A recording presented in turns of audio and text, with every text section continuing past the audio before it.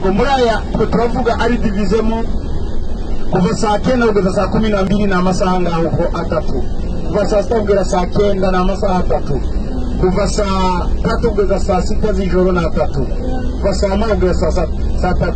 Ugiye ujyaho hagati yaho ugahagarara mu masaha yombi, imwe igiye kurangira indi igiye gutangira, ibyawe wabifata udevelope iyo exercice spirituel nta na kimwe wabura.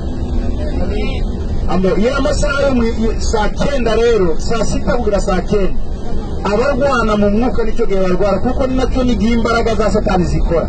Abarozi bakora hagati ya saa 6 na saa 9, imirimo y'abarozi irangira saa 9, saa 10 baba batashye, kuko uwo mwanya muto niho bagusigira umwana upfuye bagatwara uwawe muzima, batwara amasezerano yawe bakaguha apfuye.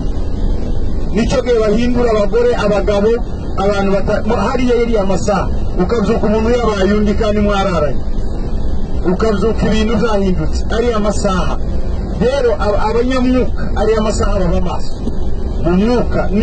Niyo unasinziriye ubwira umwuka wawe gusenga, ariko iyo ufite ikibazo gikomeye cy'intambara y'umwuka ushaka gutera urwana mu masaha ya saa 6 na saa 9. Abantu benshi bakunze gusenga saa 9 bwa mu gitondo. Amasaha ya saa 9 n'amasaha kugeza saa 12 ni amasaha yo kugendererwa n'Imana, ariko hari igihe marayika atakugendera kubera intambara yahuye nazo mu kirere. Icyo bisaba rero kuba wamurwaniriye kubita hagati ya saa 6 na saa 9, nubwo bahasenga mu isaha imwe, ariko gakubita igihe cyo kugenderwa saa 10 nawe uragenderera. Bibiri iravuga ngo ku nkoko babona Yesu agenda hejuru y'amazi y'i Galilaya. Murabyibuka muri Bibiliya? Okay. Ku nyanja y'i Galilaya tuzayijyamo, tuzayigendamo hejuru n'ubwato, tuzaba turi mu bwato, aho niho tuzabiganira. Okay.